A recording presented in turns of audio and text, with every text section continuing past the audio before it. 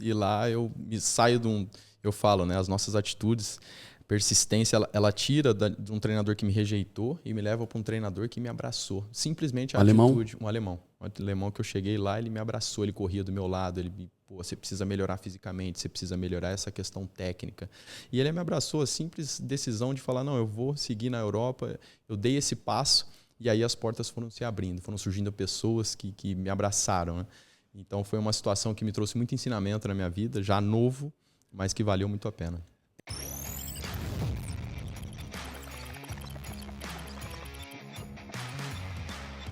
Na questão da minha conversão, eu tenho a minha parte espiritual muito viva dentro de mim, e aí eu falo, não falo de religião, eu falo das minhas crenças, que mudou minha vida, o que me deu direção e que passou a ser realmente uma referência para mim, e tudo isso me deu força. E o que foi isso? Fala para mim. Jesus. Uau. Jesus. Eu passei a conhecer, a ler mais e a tê-lo como uma referência. E aí quando se tem Jesus assim como uma referência, você deixa de reagir com as suas emoções, com empolgação, com ilusão, de fama, de dinheiro, de tudo isso. E você tem para onde olhar. Tem para onde olhar. Você não perde a perspectiva, tá olhando para o lugar errado, você tem a referência correta. Exato. E até a questão de familiares mesmo, porque nós vemos que nossos pais, pai e a mãe, eles são seres humanos, eles estão sujeitos a erros. E te ajuda a identificar esse tipo de coisa. Tudo bem, eu amo meu pai e a minha mãe, só que aqui eu vou fazer diferente. E isso foi uma situação que mudou a minha vida. Foi quantos anos essa conversão? Foi com 26. Uau. 26 anos. Foi lá na frente, mas até lá, entre erros e acertos, muito mais acertos do que erros, meus pais sempre me acolheram. Você teve bons conselheiros? Tive bons conselheiros. Quem foram teus grandes conselheiros? Principalmente o meu pai. Meu pai sempre foi o cara que esteve ali comigo, meu principal conselheiro. E depois, o que eu falo muito na minha vida, treinadores. Eu tive mais de 40 treinadores só como profissional, 21 anos de profissional. Caraca. Então, assim, cada um com uma personalidade. Deixa eu te dizer, gente, a Bíblia fala que a vitória é feita com multidões de conselheiros, mas conselheiros idôneos, conselheiros certos, não aqueles que o Diego acabou de falar, que te diz o que você quer ouvir. É aquele que aponta tuas falhas, teus erros de caráter, o teu devaneio, a tua vaidade, o teu orgulho. Tá? Cuidado. Se você não tem conselheiros, cuidado. Que droga. Vai fazer muita bobagem. E depois, cuidado para você não ter os conselheiros errados. Né? O Diego está falando que ele teve muitos conselheiros, mas o primeiro e o mais importante foi o pai dele. Cara, e depois ele teve os técnicos. Mas quem é que ouve pai? É quem tem humildade, honra a seu pai. Quem é que ouve seus técnicos? Aquele que tem humildade, que ouve essas pessoas experientes que estão na liderança, ele liderando, ele conduzindo. Porque o que eu vejo muito pessoas entram na fama e esquecem pai.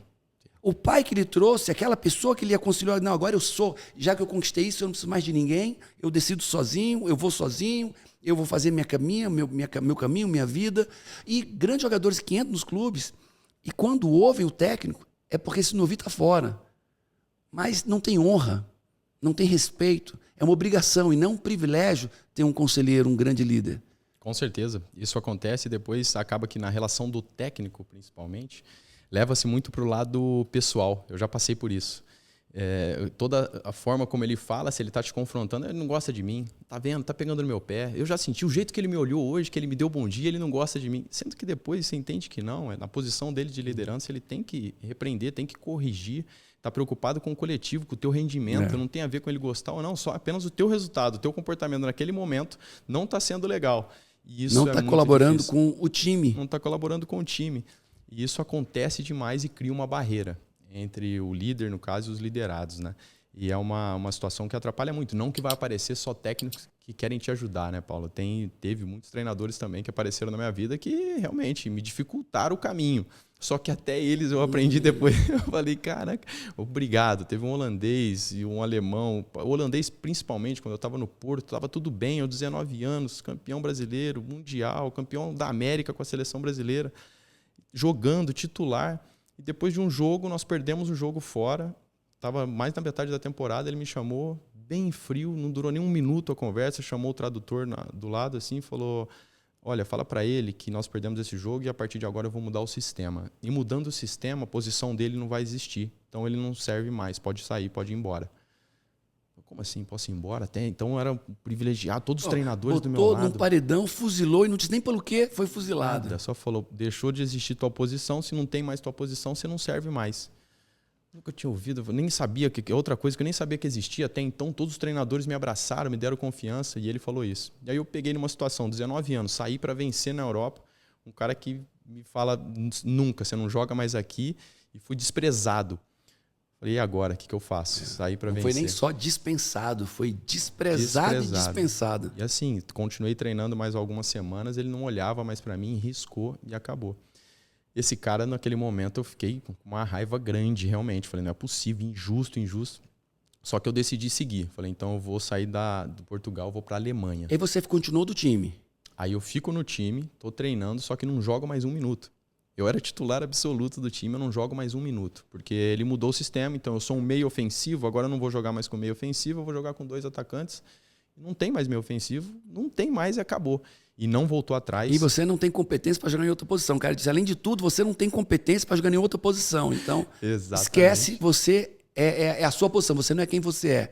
Você não é seu talento, sua perseverança, sua força, sua dedicação. Você é a posição que você joga. Pronto, exatamente, acabou. Paulo. E aí eu saio dali, onde que eu vou achar meu espaço? Na Europa. Eu não queria voltar para o Brasil. As portas dos brasileiros estavam abertas, mas eu vou ficar na Europa. Aí eu encontro na Alemanha, o desconhecido totalmente. Isso foi em Portugal? Foi em Portugal. Com técnico alemão? Com técnico holandês. Tá. E aí eu saio desse desprezo, no caso, recusa e vou para a Alemanha, um desconhecido. Agora, eu sei que na minha vida, as dores me fortaleceram. É aquilo assim, aquilo que não me destrói me fortalece, e para mim é real.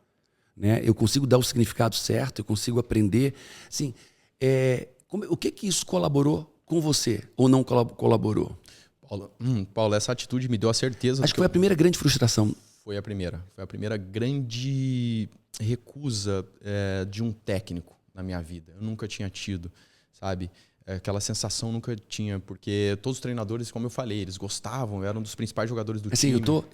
O cara tem um namoro apaixonado e acorda e a menina diz, não te quero mais. Exato, não quero mais. Rejeitado, eu nunca tinha sido rejeitado por um treinador. Uau. Mas aquilo me deu a certeza do que eu queria. Me deu a certeza de que eu queria realmente vencer na Europa e que eu tinha uma força dentro de mim que até aquele momento nem eu sabia. Eu fiquei algumas noites sem dormir.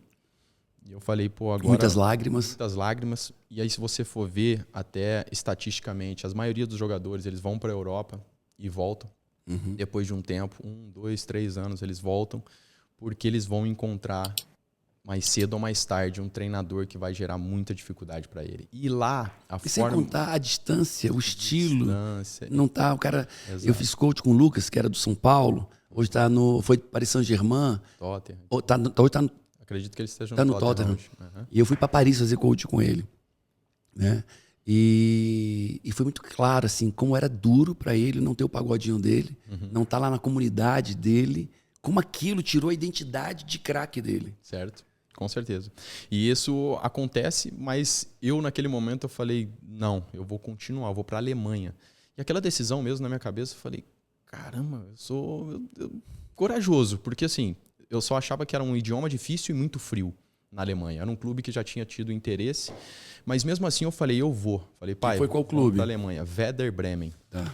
E lá no Werder Bremen, aí que traz nós começamos falando disso, que traz toda a explicação dessa dificuldade que esse treinador colocou na minha vida, porque eu vou, me desenvolvo, jogo e lá eu vivo os melhores anos da minha carreira. Durante 3 anos, foi onde eu brilhei individualmente, coletivamente, fui listado entre os melhores jogadores do mundo pela FIFA em 2010. E aí quando eu olhei, eu falei, caramba, que bem que esse treinador me fez. A minha atitude diante daquela dificuldade, como ela me desenvolveu e me deu autoridade e me deixou mais forte. E exatamente isso que você falou, eu senti na pele naquele momento. E essa trajetória precisava de alguém para testar. É isso que você quer? Então supera essa dificuldade. A dificuldade foi colocada, foi superada. Assim, se você não superar isso, não adianta nem continuar, porque Exato. Você não vai superar os outros, porque esse é só o primeiro deles. Isso mesmo. E foi o que aconteceu. E lá eu me saio eu falo, né? As nossas atitudes, persistência, ela tira de um treinador que me rejeitou e me leva para um treinador que me abraçou. Simplesmente a atitude. Um alemão que eu cheguei lá, ele me abraçou, ele corria do meu lado, ele me pô, você precisa melhorar fisicamente, você precisa melhorar essa questão técnica. E ele me abraçou a simples decisão de falar, não, eu vou seguir na Europa. Eu dei esse passo e aí as portas foram se abrindo, foram surgindo pessoas que me abraçaram, né? Então foi uma situação que me trouxe muito ensinamento na minha vida, já novo, mas que valeu muito a pena. Eu tenho uma frase, e isso dá para você traduzir o que você viveu nesse conceito. É a regra 10-90. Né? Eu teci essa regra. 10% é o que te acontece. 90% é o que você vai fazer com o que te acontece. 10% você foi ser rejeitado por esse treinador holandês. Rejeitado, dispensado. Isso é 10% só. Os outros 90% é o que você vai fazer com isso. E olha o que você fez com isso. Você decidiu avançar, decidiu que é o que você queria, decidiu perseverar, decidiu persistir, pagou o preço, foi ainda mais fundo, foi ainda mais para longe da América Latina, foi mais para o centro da Europa, né? Foi para a Alemanha e lá encontrou o maior sucesso. O maior sucesso. Né? 10% foi esse treinador te rejeitar. 90% é que você fez em relação a isso. Teriam muitas pessoas que depois disso iam ficar deprimidas, fracas, iam aceitar qualquer outra proposta menor, voltariam para o Brasil, sentindo pequenos, frustrados. Exato. 10% é o que acontece, 90% é o que você faz com o que acontece e aí você entende o que é que você fez. Isso mesmo. E valeu muito a pena, porque até na questão da propriedade que me deu, né? De ter passado, de ter vivido, eu acredito que as dificuldades ela nos dá propriedade também, né, Paulo? Para passar, para falar, para depois de alguma forma você contribuir com as pessoas, que eu acho que a vida é muito isso, é contribuir, as pessoas saírem melhor do que entraram na sua vida. E aqueles que superam a dificuldade é o que traz, né, a propriedade. Olha, eu sou uma parteira de ideias e de performance, né? E de comportamentos. Eu tiro das pessoas a melhor o que ela fez para ter o sucesso. Olha a pergunta que eu te fazer. Como é que você seria? Aonde você teria chegado se você não tivesse passado por essa primeira frustração aos 19 anos? Se eu não tivesse passado por essa situação, eu talvez teria tido uma outra dificuldade no meio do caminho e não ter tido força para superá-la e para seguir em frente. Eu vi que na minha vida depois, as minhas atitudes, elas me trouxeram justamente essa força para viver não só o momento, mas o que estava por vir. O grande exemplo disso foi nos últimos anos da minha carreira, que nós vamos falar mais lá na frente. Mas tudo que a gente passa, todos os problemas que a gente supera, ele tem algum porquê.